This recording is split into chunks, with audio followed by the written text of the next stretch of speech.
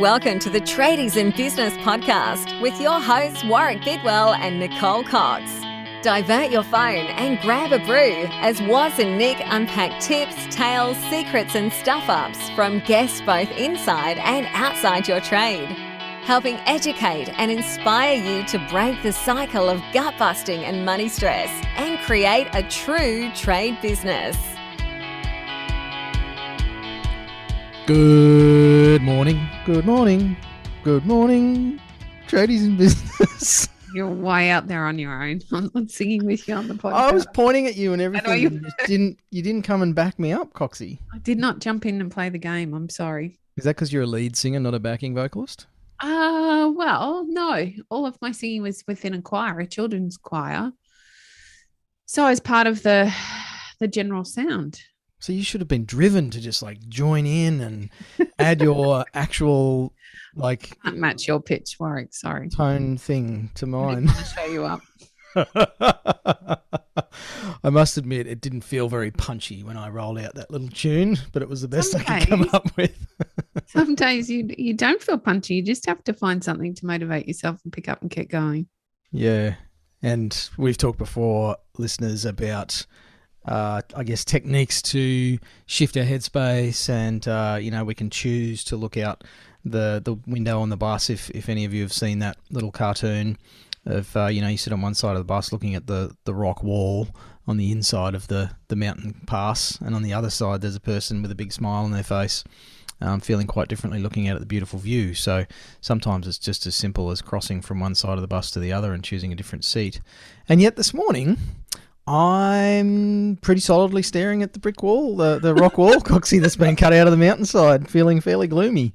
Usually one of my most grateful parts of our partnership is the fact that you and I can swap places if we need to, or help drag the other one over to the other spot.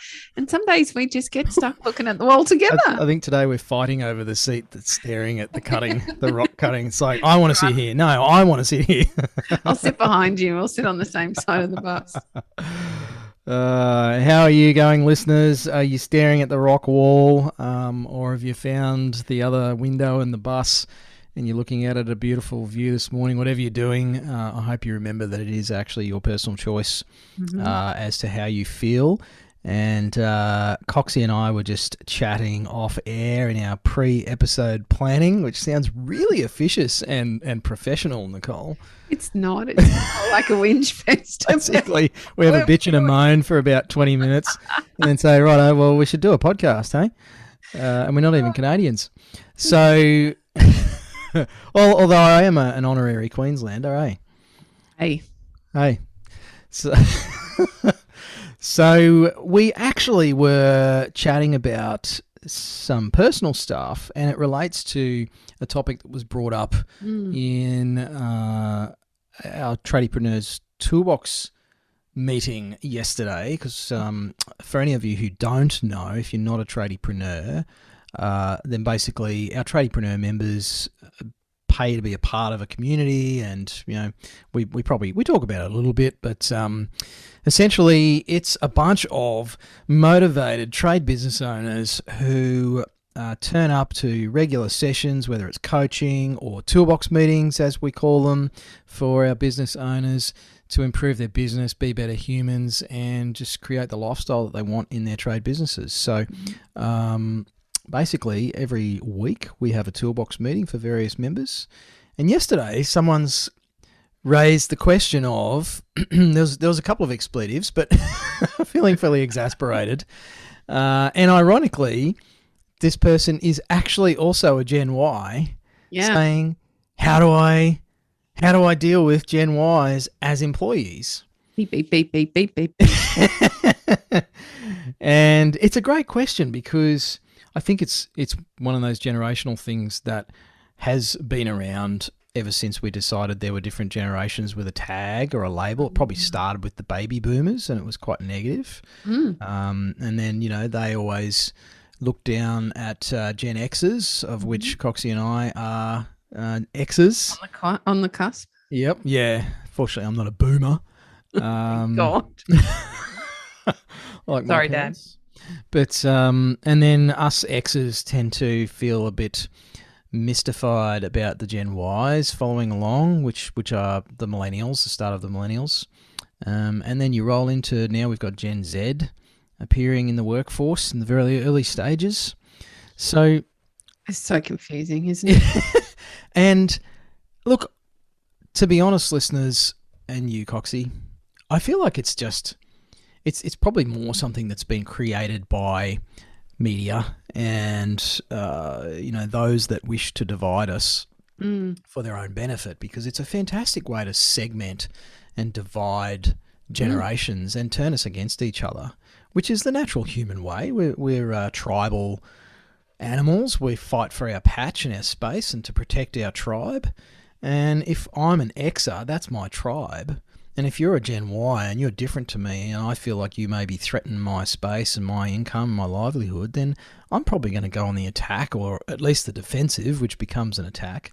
And a lot of that is, I believe, hyped up by a lot of other people that stand to benefit from that division, whether it's marketers, big corporates, governments, whoever we want to point the finger at and blame. I'm feeling a bit blamey this morning, Coxie. I can see that, yeah. But I think it's also the reality, we don't live in a world where we aren't influenced by others. I totally agree. And yet I agree. We're most definitely influenced, that there is meant to be issues and problems in between the generations. And of course there's going to be, when we stop and think about, if we just, regardless of what generation you are, if you stop and think about the change, the momentous change within a generation around technology, or gosh, if we just think back to our own parents' generation and the social change, what they used to wear, the way they used to behave, the days the shops were open, the times they closed, and the change that happens in between that generation and yours or mine, is massive when I hear my parents talk about it, or I've had the same sort of conversations with my children.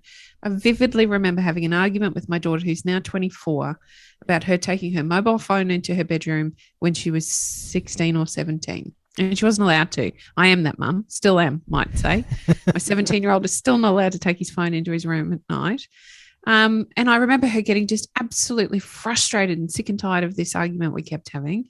And she went on to say, well, I bet you're allowed to take your phone into your room at night. And I had to say, darling, we didn't even have phones when I was your age. They were a couple of years away yet. I'm sorry. Dad had a brick one that was firmly planted in the car. You couldn't get it out of the car. But it's natural then that as technology changes, and that's what drives all of this technology, whether it be even in my generation as an Xer, the way the technology has changed my life, it changes the conversations I have with my father about his life and what he needs to do and how we can make his life easier and what needs to change. He gets frustrated because he doesn't understand it. Just like when I talk to my child, I think I've mentioned this with one of the boys before, I feel like technology is changing their minds. I can walk into my son's bedroom where he is gaming. He's got headphones in, he's talking to his mates. He's got another headphone in, listening to music, and he's got another computer screen open up where he's doing God knows what on social media, talking to friends that way and having conversation with me. And it's all happening at once, and they're computing all of that information. Now, the information I get back from him might not be top quality, but I can't do that. I can stop what I'm doing here and pay attention to that person, understand what they're saying and answer. Whereas these kids are able to take on board so much more being thrown at them all at once. And so it creates this opportunity for me to become really frustrated with him because I assume he's not listening to me, or I assume that he doesn't know what I'm talking about or what I'm doing, when in actual fact, he's just changed. I don't want to use the word evolved because I don't know if that's a positive thing or not, but they're changing, and each generation brings about a change, and within change comes fear of the unknown, and that's where all the fraction comes from. And yet I don't actually think there's a problem with how we all get along. And I think for the most part, sure, it brings frustration because we don't understand somebody else, but it's not necessarily that we don't understand a broad generation or that a broad generation are making dumb choices, or they don't listen, or they don't do as they're told, or whatever it might be. It's just that they're changing as we work through, just like we're a source of frustration for our own parents. No, absolutely. And I feel like a lot of those negative generalisations as I was saying, they don't come from us as individuals. They're planted as seeds by, and look, it's easy to point the finger at mainstream media, and just have a look at that same generational span from baby boomers through to today in 2021, and have a look at how the role of media has changed in our lives, the reach of media, the power that media has, the integrity within media, and perhaps the changing standards there. And that's, not surprisingly, seems to be fairly aligned with some of the attitudes of the older generations towards the subsequent generations. I don't recall copping as much negative flack from baby boomers, which is my preceding generation, as Gen Ys and Zs get from Gen Xs. But then that could just be because the media likes to push more of that, because that serves their advertising agendas and, you know, the marketing budgets of the big companies trying to sell us shit. So who knows what the conspiracy theories are. I actually feel quite fortunate, Coxie, to be of my generation, because like you, I grew up without technology. I grew up without the internet, without, you know, Google and mobile phones, and Facebook wasn't a thing. And yet half my life has actually included all of those things, my adult life, and I've, you know, learned to adapt, I guess, and in a lot of cases embrace some of those things as positive tools rather than not have that perspective. And I feel really fortunate to have that perspective of a childhood without those things. I guess in terms of appreciating how, like, if you wanted to learn something, you didn't just pick up your phone and Google it. You had to actually go and find it in a book, or find someone who knew about it, or, you know, request an article from the government archives or something, you know, or the state library. It was hard work to learn. And nowadays, you know, we've got this thing where everyone's an expert because they think they've got the sum of all mankind's knowledge in the palm of their hand, and half of it's horseshit. So discerning what's truth and what's not actually becomes a skill in itself, and how to curate what we take in. So anyway, I'm going way down a rabbit hole, which is really surprising, listeners. And I'm sure you're all just amazed that Woz would turn this into a huge philosophical question about humanity and, you know, where we're headed. In reality, I think that divisiveness and judgment is unhelpful when we look at generations. You know, my wife's younger than me. She's sort of on that cusp of being a millennial, and and I mistakenly use that as a bit of a tongue-in-cheek, you know, jousting tool with her sometimes. Being a Gen Xer, you know, obviously I'm smarter and I did it tougher and all the bullshit that we're told to believe as Gen Xers, just as the boomers did with us. And not surprisingly, she arcs up because she doesn't want to be swept into a broad stereotype. And I think that's the problem when people start saying, oh, how do you deal with Gen Ys in your business? It's like, well, that's your first problem. They're not Gen Ys, they're people. And we did an episode yesterday about different morals and ethics and values and everything, and how to work with those people. And I think it's sort of the similar theme, Coxie, where as soon as we see someone as their label, well, we've already headed down the wrong path. And yet it can be so tempting to do so due to time constraints. Even if we just look at the time constraints we have as business owners, we tend not to take the time to get to know our team. And yet the power in getting to know our team for the individuals that they are is that we then learn how best to get out of them what we need within our business, because they're a tool for our business, just like your hammer or your drill or your chisel or whatever it is that you're using. Your team are also a tool. You as a business owner are a tool. How do you get the best out of everybody within the team? You get to know them individually. You can't, I guess, take the opportunity to take what you need from them as team members unless you understand how best to help them give it to you. So we're back to the seek first to understand, then to be understood surprise. principle, Coxie. What a surprise. You love a bit of triangle of possibilities. I do like the triangle, mostly because I can make the triangle signal with my hands. And if only podcasts were visual, actually, if only we, meaning me, had got our video podcasts up on a video channel. They'd probably be censored these days anyway because of my dribble. But, well, I don't know. Given the state of my skin cancer nose, I think it's probably very good that we don't currently have. You'd have that thing over it where, this video contains graphic scenes. Are you sure you want to see it? But lost my train of thought. Anyway, so yes, possibilities. And I think rather than how do I work with insert label here, people, that's that whole divisive tribal view of how do I work with middle-aged white men, because that suggests that everyone's like me or I'm like everyone else, and it's an absolute furphy. And for all the Gen Ys and Millennials out there who don't know what a furphy is, it's a beer.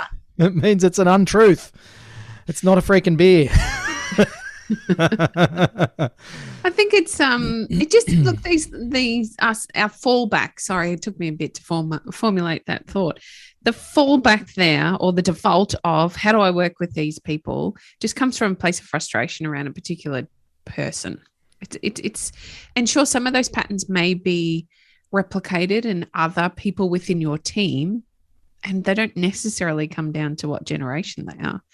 There is just an issue. Perhaps it's an issue. You perceive it as an issue. It doesn't mean that it is an issue. Again, triangle of possibility.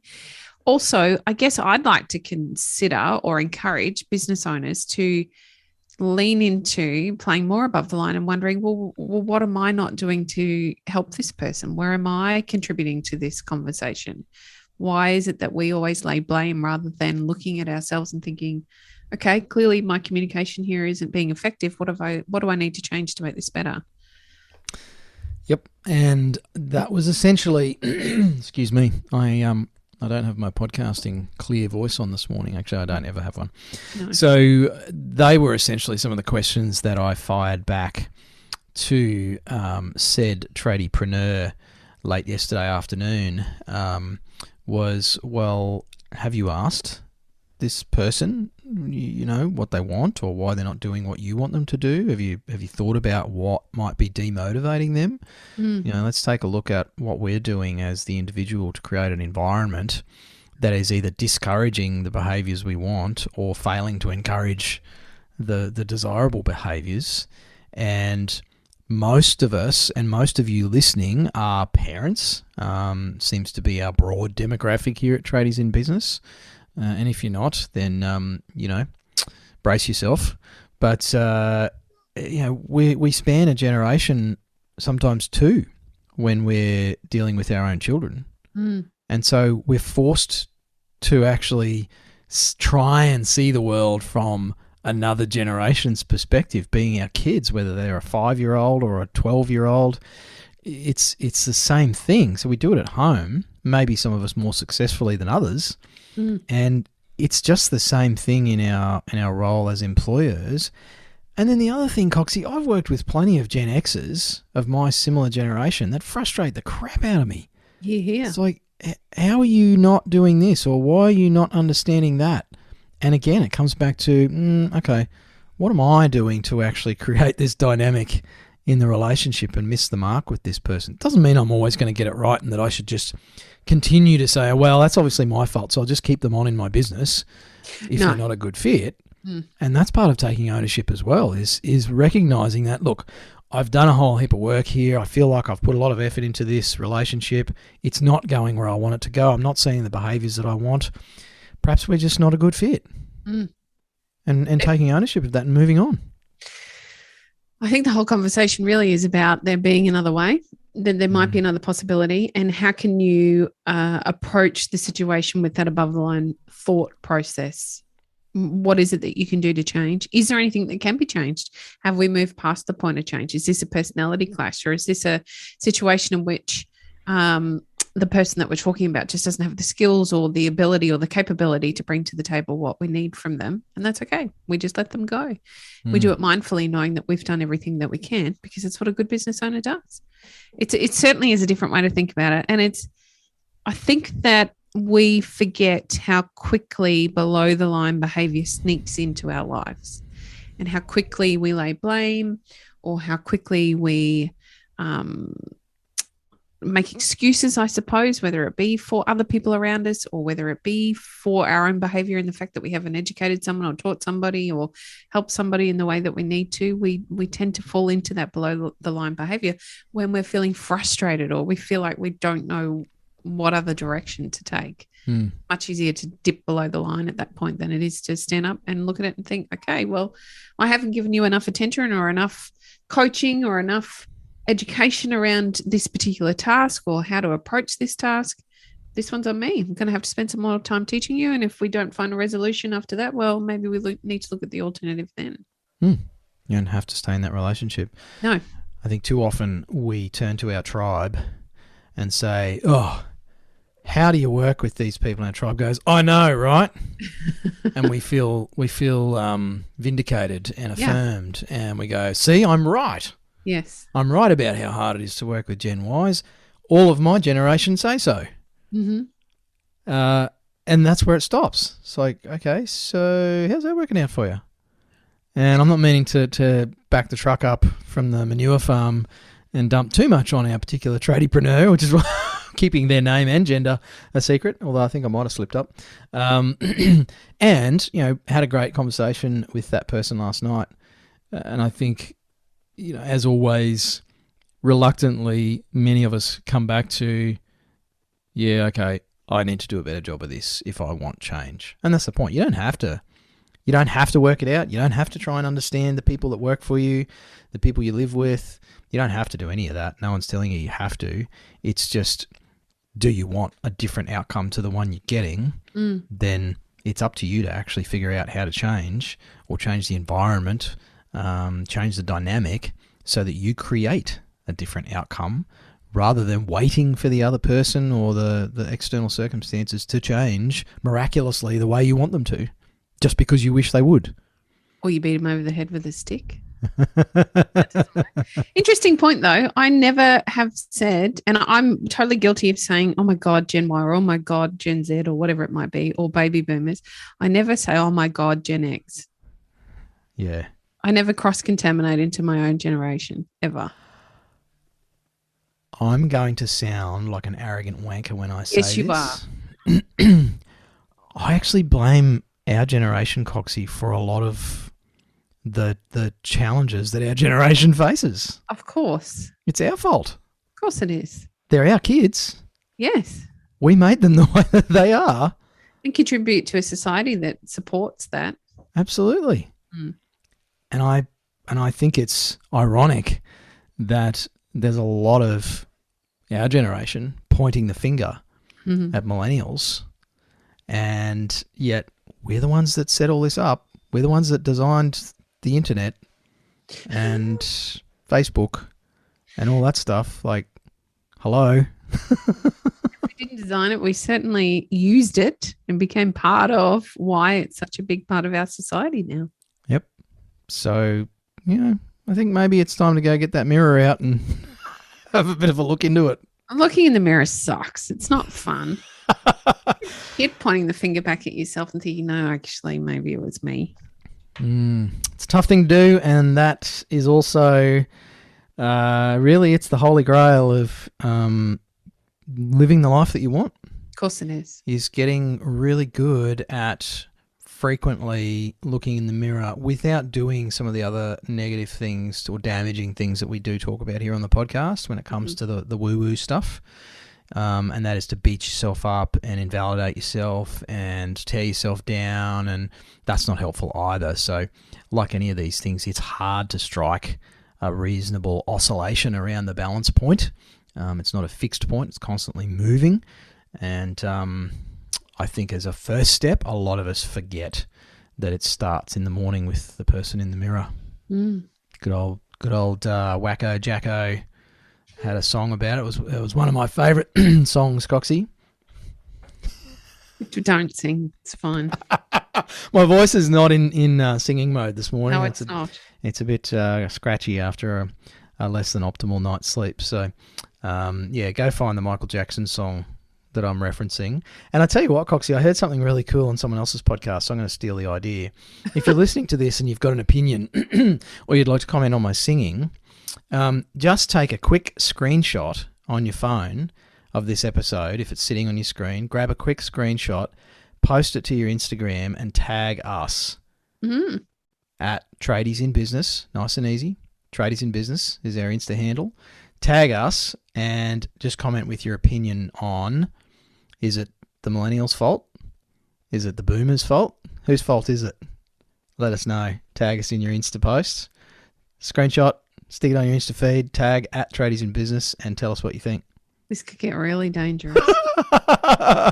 Here comes the hate mail, Coxie. Oh, you've just We've made never it had so hate easy. mail. No, we haven't. No one's ever sent us hate mail. Not at Tradies in Business. We have not. We've not. We had somebody tell us one of the things we do frustrates them.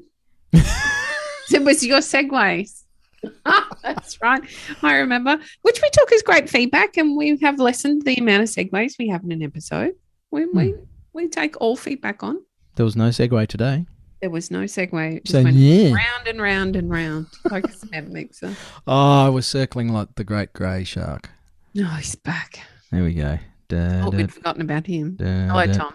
How are you? Tom Dad.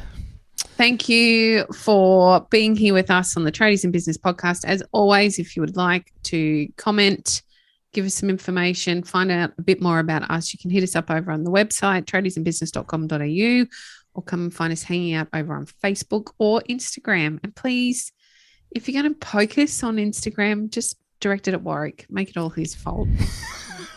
Notice I never give out my personal handle. Not hard to find, though. No, not really. Thank you for listening. Hooroo. You've been listening to the Tradies in Business podcast with Warwick Bidwell and Nicole Cox. Find out more about today's guest, tools for your trade business, and other cool stuff at tradiesinbusiness.com.au.